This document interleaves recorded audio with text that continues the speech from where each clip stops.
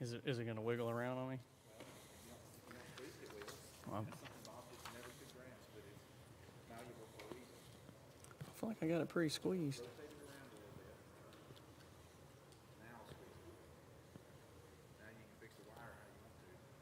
Now I'll be swatting it the whole time.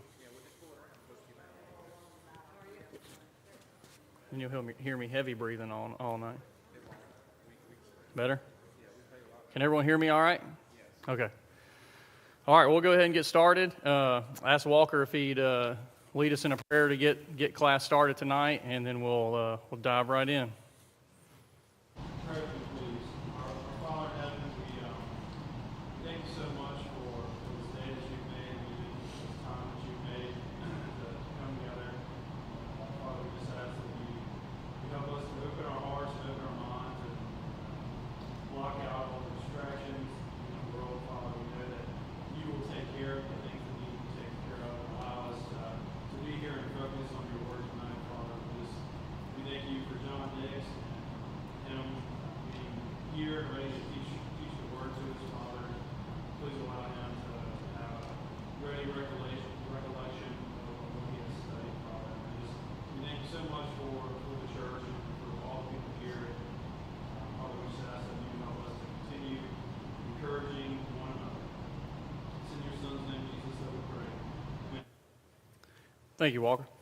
All right, I ask you to go ahead and turn your Bibles to 1 Samuel chapter 1. And while you're doing that, I'm going to give a little introduction to our character, and I guess it's more of a recap.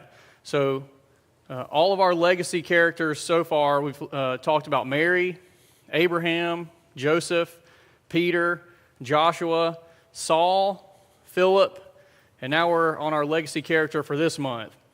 And before we get into that, I wanted to share something with you that I've been reflecting on as we've studied these characters and in my personal study.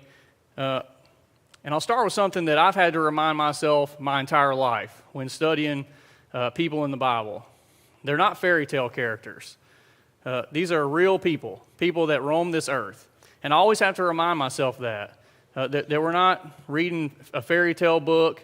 These aren't wives' tales and old fables. This is a history book. We're reading real stories.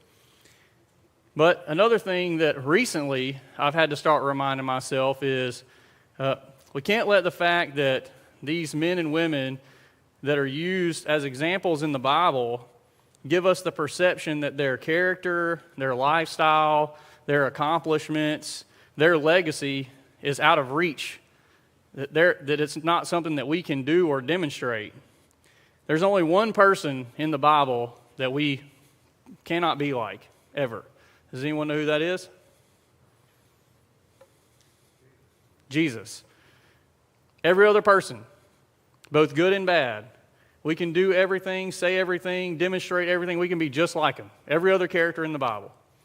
And that's something I have to continually remind myself that the people that we read about, it's easy to think, well, that was Mary. That's what Mary did. That's Apostle Peter. I mean, I'll never be able to be like Peter, but that's not true. Not even remotely close to being true. There's one person. Every other person, everything that they do, and Bob made a point in, I guess, his last sermon about when he was talking about getting out of our comfort zone. Some of the apostles, they had families, they had to leave families, they had to make decisions, they had to get out of our comfort zone.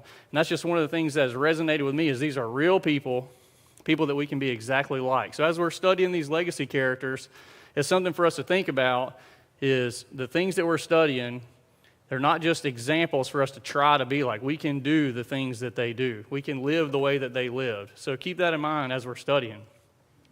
So I just wanted to share that, something that I've had to remind myself and challenge myself in my thinking process as I'm studying. All right, so 1 Samuel chapter 1, we're studying Hannah. That's our character for this month, our legacy character, Hannah. So Hannah, she's a Bible character that had many challenges in her life. Before we get into it, does anyone know some of those challenges?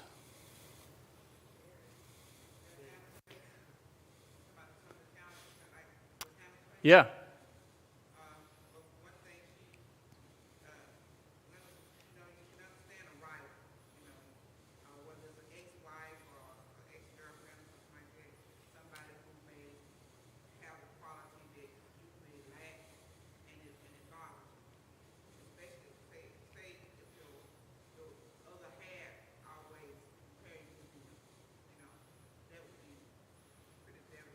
Yeah. Yeah, so Hannah had a rival, had an adversary. Anyone else? Yeah, she couldn't have children and wanted them really bad. She was accused of being a drunk. Yeah, she was mocked for being barren. All right. So these are some of the things we're going to get into. So when she's introduced to us, she's unable to have children. This causes much distress in her life.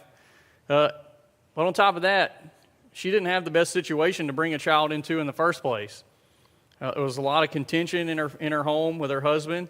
Elkanah had 2 wives. Hannah wasn't the only wife that Elkanah had. And the thing that we're going to study and learn is that sometimes great legacy stories of strong faith are born through struggle, through sorrow and difficult times. And that's what we're going to learn from Hannah. And Hannah's story teaches us that God delights in doing great things with small people, even through adversity. And so we're going to start reading in 1 Samuel chapter 1. And that's where our study will begin on Hannah. And we're going to read verses 1 through 8 and study that tonight. And then we'll continue studying Hannah through the month of August. So I'd like I'll just read. It'll be too hard for us to kind of jump around, so I'll read. There was a man named Elkanah who lived in Ramah in the region of Zuph, in the hill country of Ephraim. He was the son of Jeroham, son of Elihu, son of Tohu, son of Zuph of Ephraim. Elkanah had 2 wives, Hannah and Peninnah. Peninnah had children, but Hannah did not. Each year, Elkanah would travel to Shiloh to worship and sacrifice to the Lord of heaven's armies at the tabernacle. The priests of the Lord at that time were the 2 sons of Eli, Hophni and Phinehas. On the days Elkanah presented his sacrifice, he would give portions of meat to Peninnah and each of her children. And though he loved Hannah, he would give choice portions because the Lord had given her no children. So Peninnah would taunt Hannah and make fun of her because the Lord had kept her from having children. And year after year it was the same. Peninnah would taunt Hannah as they went to the tabernacle. Each time Hannah would be reduced to tears and would not even eat. "Why are you crying, Hannah?" Elkanah would ask. "Why aren't you eating? Why be downhearted just because you have no children? You have me. Isn't that better than having 10 sons?" All right, so we see right in the beginning, in the introduction of Hannah, Elkanah has 2 wives, Hannah and Peninnah. So polygamy was pretty common during these times. The Bible never puts polygamy in a favorable light, but it's common. We see it a lot in the Old Testament. Most of the polygamous marriages that we see mentioned in the Bible are filled with conflict. So the question I like to ask first is, was it God's intention from the beginning of time to have one man and one woman to be married for life? Yes. That's the answer we have in the front. Everyone agree with that? Okay. So what about the other examples? Abraham, Judah, Samson, David, Solomon. How did they work out? Well, it was a mess, but it was never condoned. We have to understand sometimes that The Old Testament is written so that we can see that God keeps His promises and that He's going to do what He said. And all of the Old Testament, Jesus, John 5:39, you search the Scriptures, in them you think you have eternal life, these are which testify of me. The whole of the Old Testament is about Jesus. So what you're seeing is there's all kinds of sinful behaviors, sinful practices that are in the Old Testament. God had already said that this is wrong. Period. Right? So He doesn't need to go through every time somebody does something wrong and like add a parenthetical note. And this was wrong that David did this. And this is wrong that Samuel did this. And this is, just think about how much thicker, it would be because Saul did this thing wrong because he broke this rule or this Old Testament commandment or whatever the case may be. So the Old Testament is not written so that we can understand all these little tiny things. I say tiny, obviously, a lot of these things are huge messes, but it wasn't, God condemned them all. And we've got to realize it's the same today, that it's you're seeing, these people will have to deal with the consequence. Peninnah and, what's his wife's name? No, the other one. Yeah, I mean, what's her husband? Elkanah. Elkanah and Peninnah are going to have to deal with this, on Judgment Day. It's just no doubt about it. But this is not because of God allowing this to happen. This is just circumstances of us understanding how God is victorious and bringing us Jesus. Yeah, so was it wrong? Well, every time a man took something in his own hands, God punished him for it. Right. So from the Old Testament to today, did anything change? So let's look at Leviticus 18. Leviticus chapter 18. So if this chapter here is any indication, or whatever was going on in Egypt and Canaan, if this is any indication of what was going on, we don't have it as bad today as what we think we do. Because this chapter here is talking about some pretty wild stuff.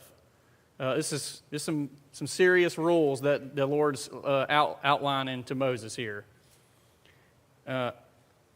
He's laying out the rules for the people of Israel regarding sexual practices. And if you read this entire chapter, your eyes get bigger and bigger and bigger with every verse. Like, was that really happening, or was he just kind of saying, make sure it doesn't happen?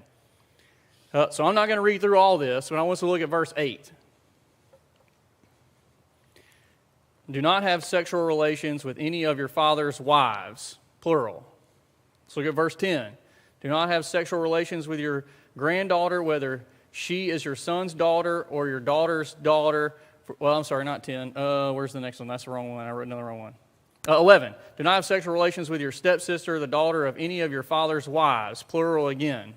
So, I ask the question again. These are God's words. Is he condoning the act in the Old Testament in Leviticus 18? No, he's outlining rules. He's listing things that he wanted out of their lives. Leviticus 18, 1 through 5. Someone read that.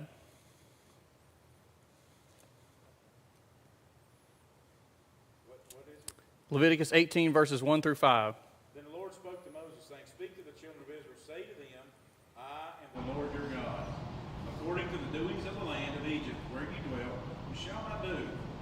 And according to the doings of the land of Canaan, where I'm bringing you, you shall not do. So he's outlining things he doesn't want people to do. He's not condoning these things by including plural wives. He's listing a bunch of things that he does not want to see demonstrated. Exodus chapter 20, verse 14. Let's look there. I think everyone probably already knows what we're looking at here.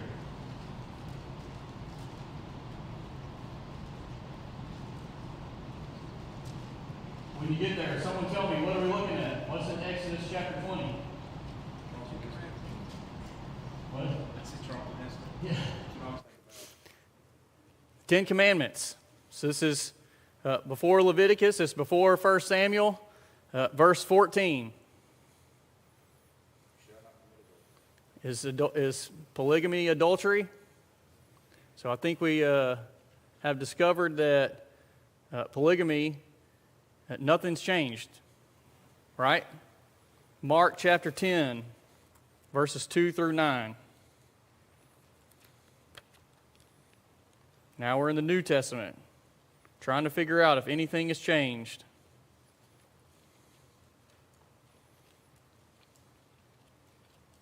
Someone read that. The Pharisees came and asked him, Is it lawful for a man to divorce his wife, testing him? And he answered and said to them, What did Moses command you?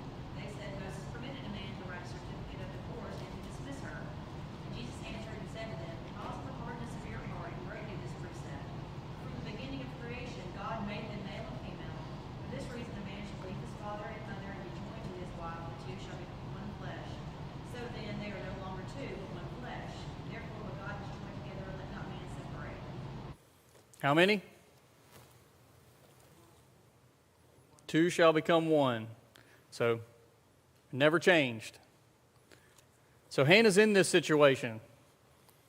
Elkanah, her husband, has another wife, Peninnah, who could bear Elkanah children. Now Elkanah, he was considered a godly man. The other characters that we named prior, the other people, they were considered godly men as well, right? So like Chris said, this was something that was, fairly common in these times. And so just like here with Elkanah, in that time, this didn't deteriorate his perception in the community at that time. He was considered a godly man. He took his family to Shiloh year after year. He obeyed the law to bring sacrifices to the tabernacle and to the priests. During these times, having children was very important, especially sons. I think I'm breaking the microphone rule, aren't I? It's drifting on me. Especially sons. Carrying on the family name, farming, working, defending tribes, war, battle. This was the cause of multiple wives in most cases. The more wives you have, the more sons you have. That's the logic. Is it possible that Elkanah married Peninnah after he realized Hannah could not bear him any children? What's your thoughts on that? That's right. This is speculation. I'm asking this for us to speculate and to make assumptions. So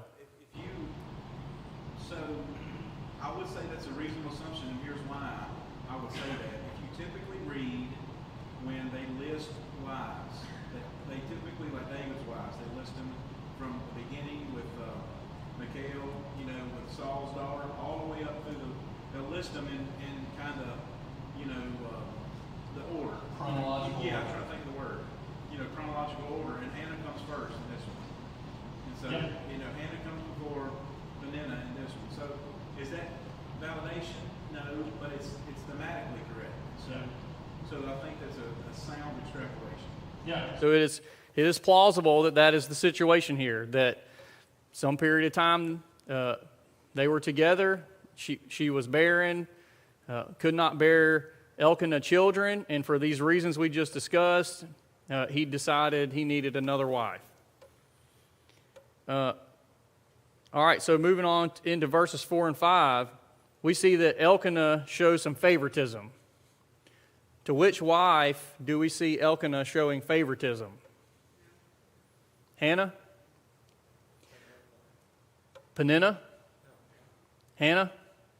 Which one do we think? Hannah or Peninnah? Hannah? All right. So there's a couple of things that we see here. So verbally and physically, it shows that he paid more attention to Hannah to keep her spirits up towards the end. All right, so let's talk about the portions. So I have two Bibles up here, and I had to really be diligent in how I read this one so I didn't give away this point here. The portions given to Hannah, along with what Peninnah and her children received, is a way that Elkanah showed favoritism. But I want us to study that for a second. So I have I think it's a New Living Translation. This was a Bible I was given a long time ago, and I run into this quite a bit where things are a little bit different than in other translations. And as I was reading it, I'm going to tell you what this says. On the days Elkanah presented his sacrifice, he would give portions of the meat to Peninnah and each of her children. And though he loved Hannah, he would give her only one choice portion because the Lord had given her no children. So Peninnah would taunt Hannah and make fun of her because the Lord had kept her from having children. So how does that read?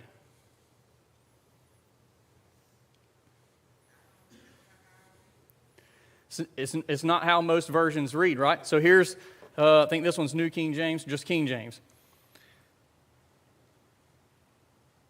And when the time was that Elkanah offered, he gave to Peninnah his wife and to all her sons and daughters portions, but unto Hannah he gave a worthy portion, for he loved Hannah, but the Lord had shut up her womb. That's two different things, right? One says, I'm giving you a worthy portion. Some say a double portion because you're barren and I love you and I want you to have the same as Peninnah. This one says only one choice portion because the Lord had given her no children. So why do you need more than one? So I phoned a friend on this one. My cousin Chet, most of you know him. I'm not sure if I can call him a biblical scholar. He's gone to a lot of college to learn a lot about the Bible. He knows Greek and Hebrew borderline fluent.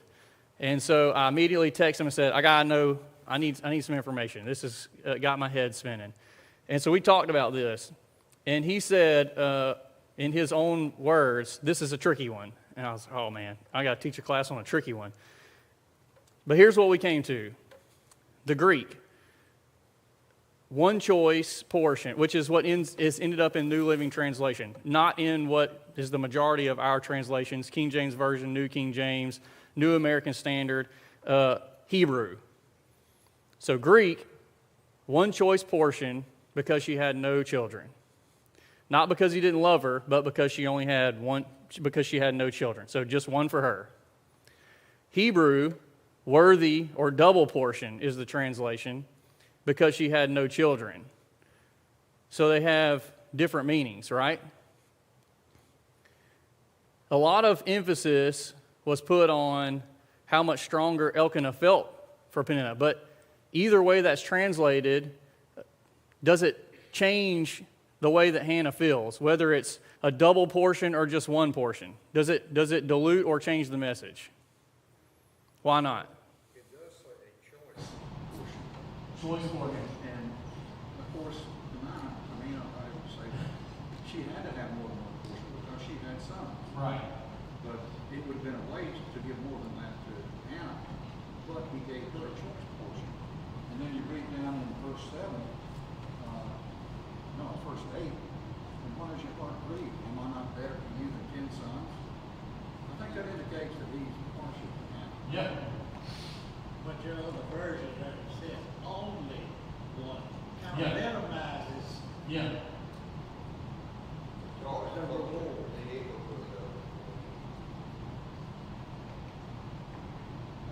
Tom?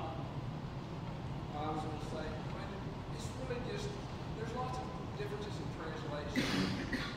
Most of them won't put that in there like that, but it's the Septuagint, which is the Greek translation. It's a copy. It's a translation from one language to the other.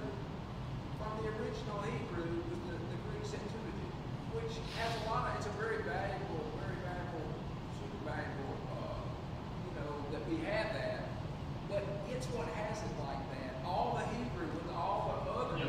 So there's really no question for most translation teams about how to do it. So, and like you say, it's really irrelevant to the whole theme of the story and the points that are being made. Yeah, so whether it's double portion, one portion, the emphasis is still why, or how did it ultimately make her feel in the end, and did he still show favoritism? Whether it was, even if he had given her no portions, it still shows that through communication, he was showing favoritism. And so why did Elkanah show favoritism to Peninnah even after she was still barren? Any thoughts on that? Hannah. What did I say? Peninnah? Sorry. Why did Elkanah still show favoritism to Hannah even after she was barren? Yeah. This is why you don't have multiple wives. If I'm messing the names up, I can only imagine what Elkanah was going through.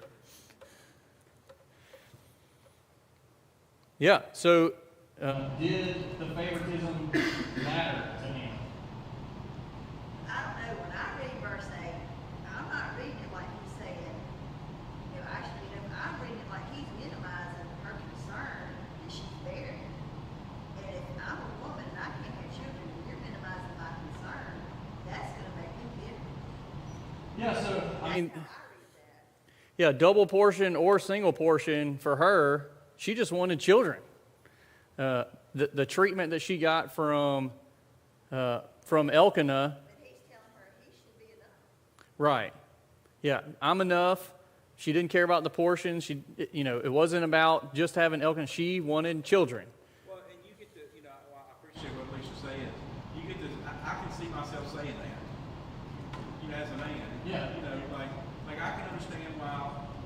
would be upset as a woman. I get that, you know. And I'm not minimalizing, ladies, you know, your feelings.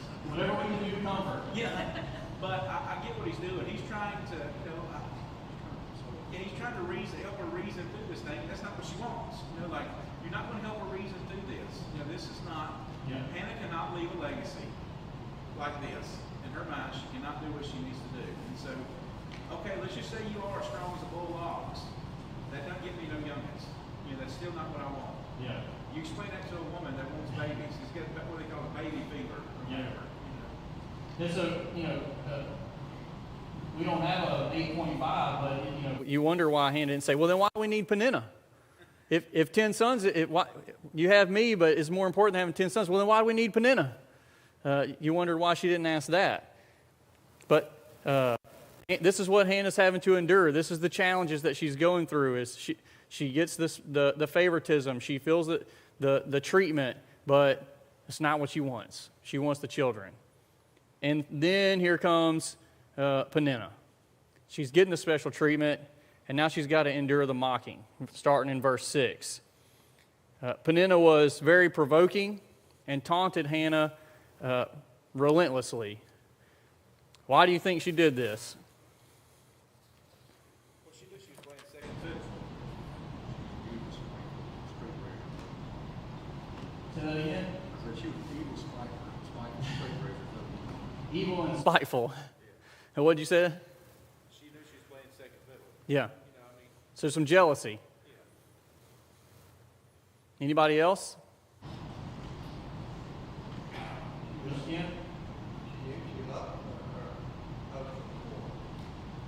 Yeah, you think Hannah loved Elkanah more, and Peninnah can see that? Or do Elkanah love Hannah more? Yeah.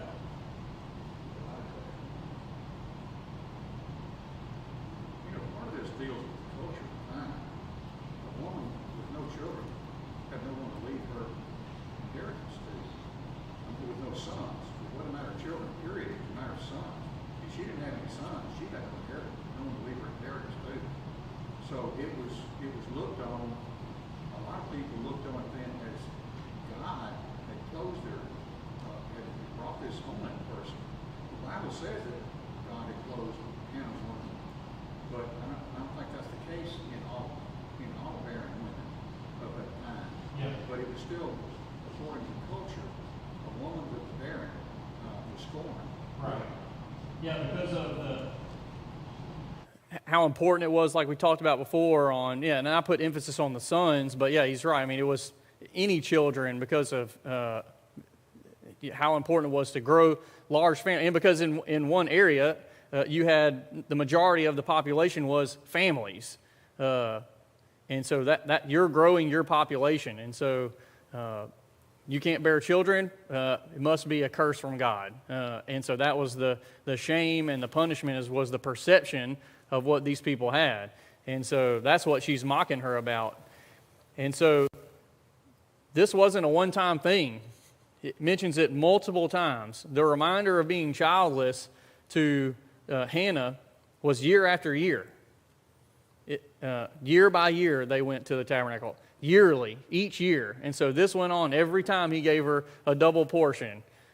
And every time she got the double portion, Peninnah's behind her in the pew behind her, mocking her and taunting her and making fun of her. You got double portion, but you don't have anyone to give it to. And however he was taunting her, or she was taunting her and harassing her, it was every year. So do you think Hannah looked forward to this trip? Yeah, this is time of worship. So you think she enjoyed worship? And this was a good experience for her? So Peninnah should have been helping comfort her and bearing her burdens, but instead, what was she doing? She's adding to them. She's making it worse. Why did she not want to help? We've already mentioned that she was evil, cruel. Yep.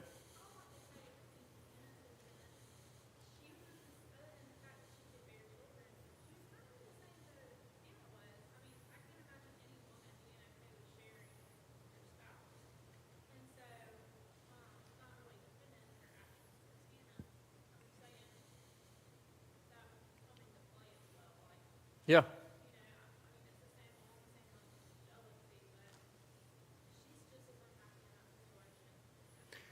Yeah, so yeah, that's a good point. I mean, Hannah's reaction to her situation is sadness, tears, and the way Peninnah reacts to it is attacking.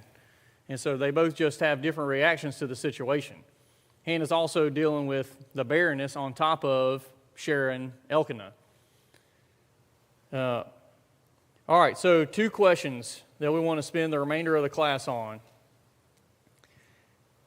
How did having 2 wives in the home cause problems? Jealousy? But when you don't do something God's way, you're not going to have peace.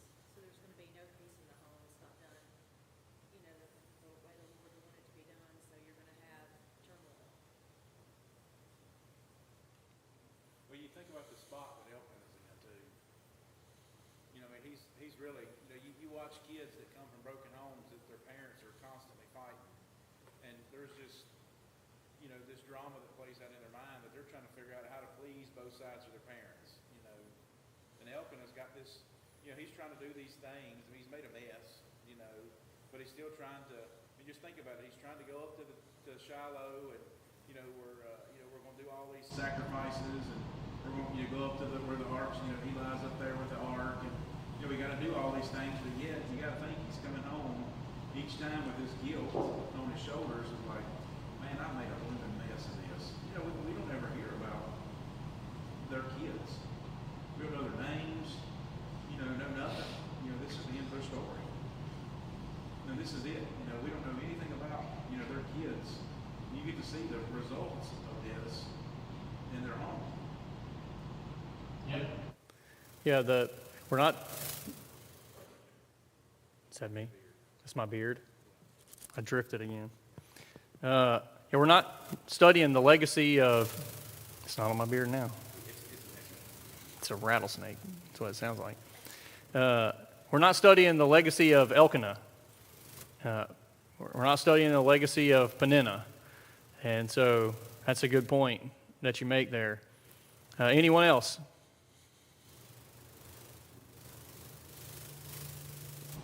I didn't quite hear Chris's point. Sorry? I didn't quite hear Chris's point. He was saying that you don't really hear anything past this story when it comes to Elkanah and Peninnah. You don't hear about the children. You don't hear about their children. You don't hear what happens with them. What do they go on to be? What's the legacy that Peninnah and Elkanah leave behind? It's what does Hannah do? What does Hannah make out of this situation? And that's the spark notes of what Chris said.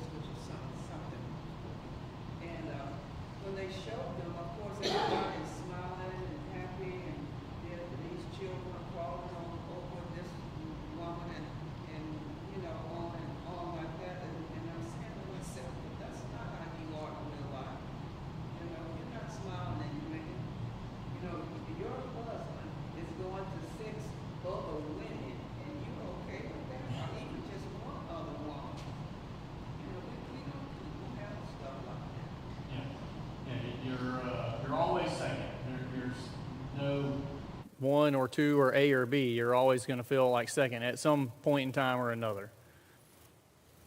Anyone else?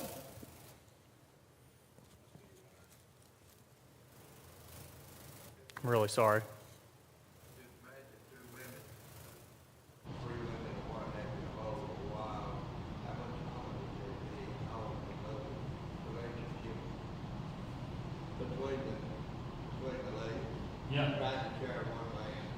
Yeah. All right, so next question. And we'll end on this one.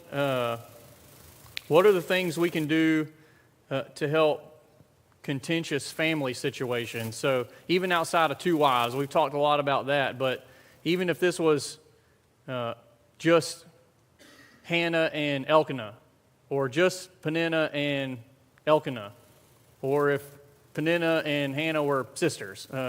Imagine in different situations, but just contentious family situations. How can we deal with that? What are things we can do to help that? Pray and pray hard. And that's a great segue into what we get into with Hannah. Hannah was a fervent prayer. I'm really sorry about this.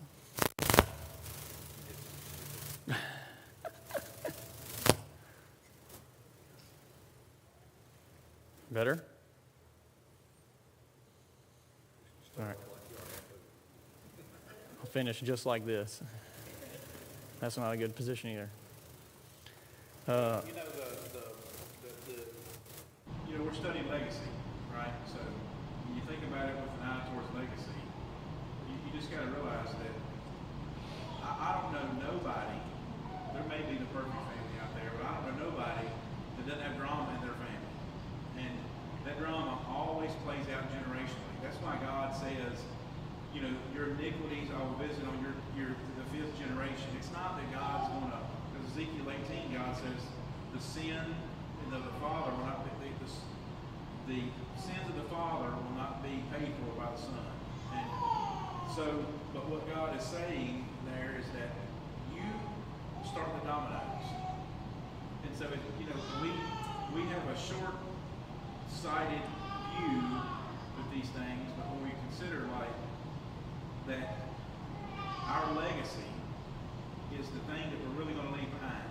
And so the way that I treat my family, the way that I treat my boys, my children, whoever, that's going to be passed on into generations. And so, if you think about, I'm not living now, but I'm living forever, it changes the way you handle those situations. Yep. And it puts a lot more weight on it. Yep. Couldn't agree more. We were just talking about this the other day. The whole saying, what you see at 2 is what you see at 20. That was pounded into my head by my grandfather, and I apply that in just how I try and be consistent with Maddie, but it carries into what Chris is saying, and in study and teaching her to pray. And I've given the silly example before of her praying with her before bed, and she would say, "No, I don't want to. No, pray. I don't want to go night." And so she don't want to pray before bed because she, associates that with bedtime. So, finding ways to, to train her today so that that's the way she is at 10 and the way she is at 15 and the way she is at 20. Well, the hard part's when you're spanking your bad habits out of your kids. Yeah. And that's the honest truth. That's a hard thing. When you're spanking your bad habits out of your kids. Yep. All right. Any other points? What can we do to help with difficult situations in families, contentious family situations? I think you have to know your place and how you can help. Sometimes it's just prayers, sometimes it's referring to somebody else, resource or therapist or whatever that might help them. And then also, if you have been through what they're going through, they trust you to give them some feedback, to give them some tips on how to get through it, and that way too. Just kind of assessing the situation and knowing what's appropriate to do.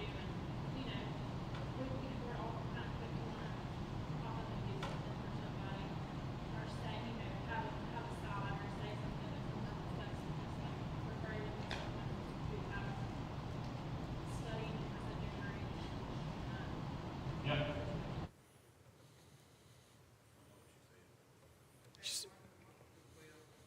Trying to calm down your tension, not to take sides. Maybe you could be the mediator between those two.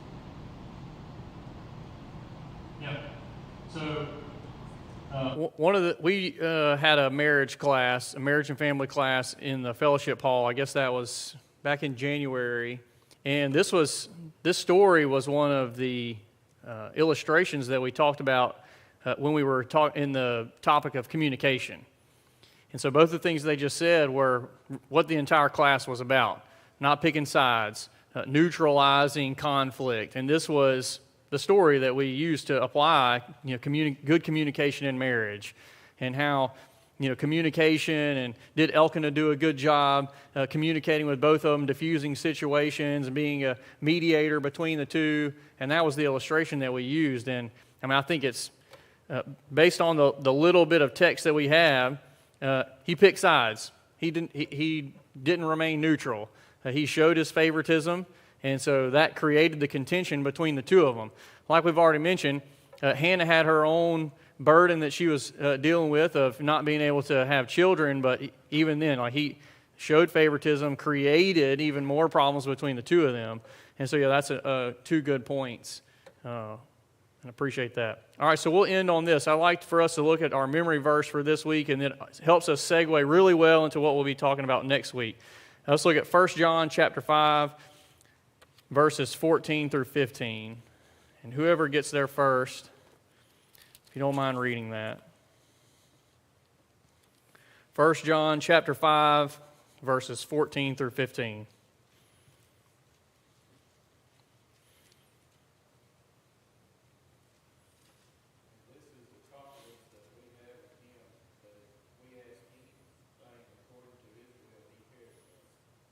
We know that He hears us whatsoever we ask. We know that we have the petitions that we desire. Thank you. This is the confidence we have toward Him, that if we ask anything according to His will, we know that we have the requests that we ask of Him. So next week we're going to be talking about Hannah asking for a lot. She's going to be beginning a lot of prayer journey, if it be your will. We're going to start studying that next week. So I appreciate all your discussion, appreciate your attention. Bring it all back next week. I enjoy when it's a discussion and I'm not up here preaching. So I think Chip's got something he'd like to say, and then we'll